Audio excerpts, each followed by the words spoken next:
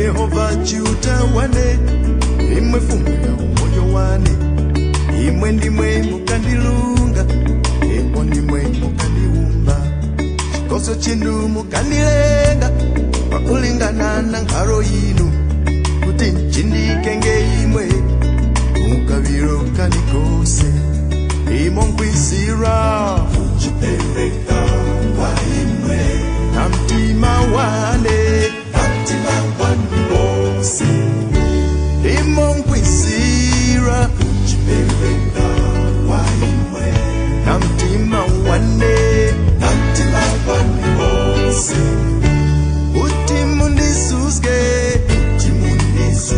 ndimwe na urunji winu dada uti mundisuske ndimwe na urunji winu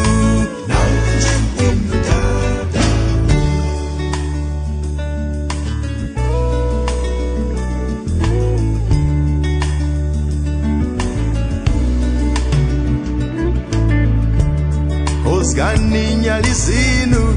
Lamsumba wamupiri Kuti uvalile wose Makuti bantu wose Wawone milimo iweme Na kuchindika njani Badada vitu wajani Nimo nkwisira Chipereka kwa imwe Na mtima wane imo nkwisira chipereka kwa imwe na mtima wane uti mundisuske ndimwe na urunji winu uti mundisuske ndimwe na urunji winu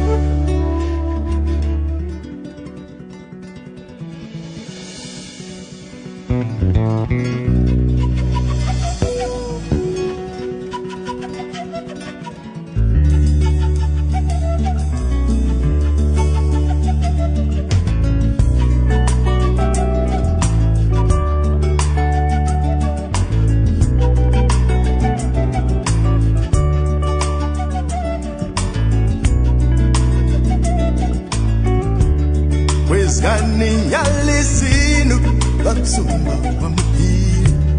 Kuti valile wose Makuti bantu wose Wawone milimo iweme Na kuchindika njani Badada vitu wakuchanya Nimo nkwisira Chipereka kwa imwe Na mtima wane imo nkwisira chipereka kwa imwe na mtima wane